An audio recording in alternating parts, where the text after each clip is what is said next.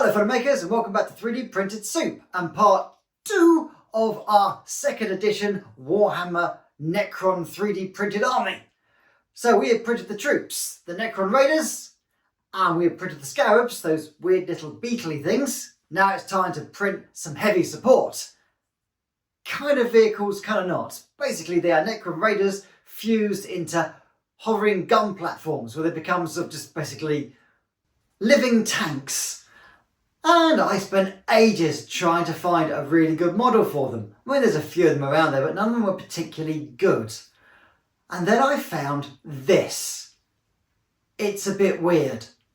It's a really good model of a Necron destroyer from 2nd edition, but somebody decided to turn it into what he calls a Chilcron, where he's put a rubber ring on its shoulder, sunglasses and flip-flops.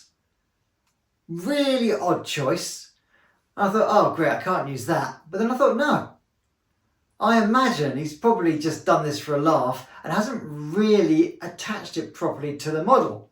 So I jumped into Blender and yeah, I had a dig around on there and found that you can actually remove half the stuff he's put on there. So this week I'm going to be removing the rubber rings, sunglasses and flip-flops, printing the model itself back to its original glory, and painting and making myself some wonderful heavy support for my Necron 2nd edition army. Before I do that, thanks to everyone who's liked and subscribed. Tons more of you. Glad you're really liking the channel. I've had a bit of a refresh, as you can see, and I thought, you know what? Let's get out of the dark, dingy corner and make ourselves a nice, light studio atmosphere. So let me know in the comments below if you like it or if you prefer me basically standing in the dingy corner. Nobody puts me in the corner. Now, let's get on and 3D print ourselves some heavy support Necrons. Let's give this a try. So, looking at this particular file, you notice that there have been some interesting choices made. There's a rubber ring, there's some flip-flops, there's a cocktail, but this is all very easy to remove. So we just go into the editing mode, and there we go, give that a click. Give that a click so we can do some editing and changing, and we just click here, and we do a nice little join up between the two. Highlight as many as we can, and when we've done that we click remove.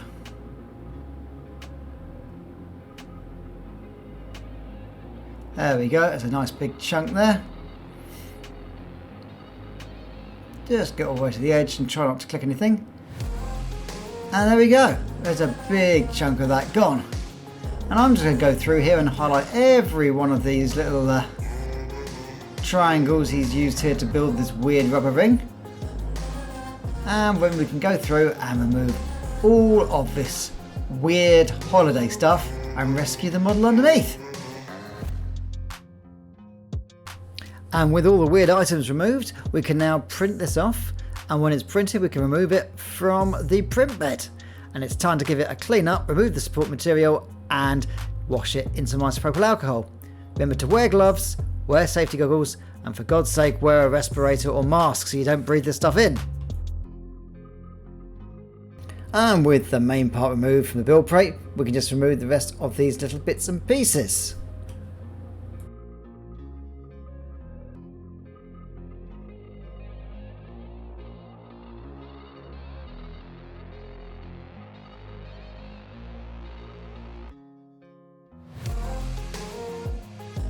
And with the support material removed, it's time to give it a quick spray with some isopropyl alcohol to remove any excess resin which is hanging around.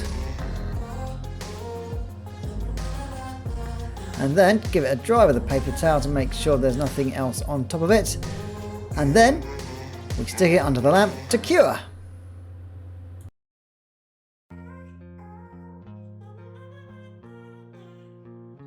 Now it's going to stay under the lamp for a while to cure, and I'm going to be moving it around occasionally, flipping it over, making sure all the parts in it are well and truly dry and fully cured. But that would take ages and ages and ages, and that would bore the pants off you. So let's skip to the fun part. Painting. And with that fully cured, we can now move on to the painting part. And yeah, I'm just going to give this a lovely, nice coat of white. In this case, I believe it is Corax white, which technically isn't really a white. It's one of these Sistel colours where it says white on the front, but it's a very light grey, and you can see it's a light grey. It's all a lie. But yep, going to every little nook and cranny to make sure that this is fully covered, and also undercoating these things and priming them just means that the rest of the colours adhere properly, because resin paint doesn't always stick to correctly. So yeah, doing a nice good undercoat will make sure the rest of your paints stick to it and stay where they're meant to stay. I'm using a base brush here so it's nice and thick so I can get the white in all the nooks and crannies. And with that done and dry, I'm going to go on to the base layer. Now, base layer is just purely a nice standard lead belcher, which is sort of a dark metallic silver, and it's really, really good for painting anything that you want to be sort of chunky and metal. So good for like heavy weapons and guns and tanks, but it's very, very good for painting Necrons because there's lovely dark layer to them. And once that has been finished and fully painted, I'll move on to doing a wash over the top of it. But first, of course, you've got to paint the underside.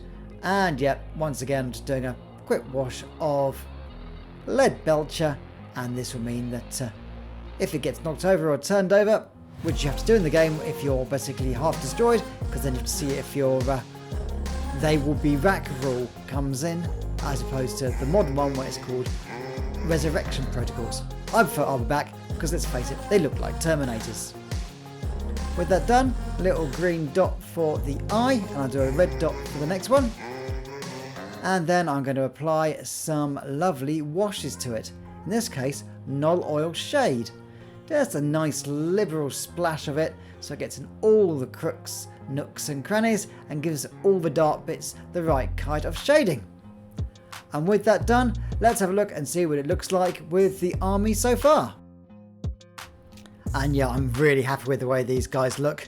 I've painted some texture paint on the bases to make it look like they're standing sort of muddy sand, and I've done a black ring around the edge of the bases as well, just so they stand out on the board. And yeah, these guys look absolutely great. Having removed the rubber rings off them, and also the cocktails and the flip-flops, they're looking quite cool. I mean, they are not exact matches for the original models, but I don't want that. Having a nice original looking army is always nice, and the guys I play with proxies are perfectly allowed, and I like the fact that these guys look a little bit more Terminator-ish than the original Necron figures. But yeah, very, very happy with these guys. I think they're going to play very, very nicely on the table. And if you're wondering, I've got them all standing on my Realms of Battle board. These are fantastic plastic boards Games Workshop used to do before they started replacing everything with cardboard, when they actually gave a damn about some decent terrain. And yeah, I love this very, very much. And after some Blender shenanigans and a bit more 3D modelling and then some 3D printing and painting, these guys have turned out very, very nicely. I mean, they're a little variation to what the actual original figure looked like, but at the same scale, they look very much like them. I'm very, very happy with them. I think they're going to look lovely on the table. And yeah, very, very good proxies. My 3D printed second edition army is coming up to almost 1,000 points. There's just one more thing to print. The Overlord. And unfortunately, that's where things got very, very complicated. But we'll get into that next time. Thanks for watching 3D Printed Soup. Stay happy, stay safe. Keep destroying.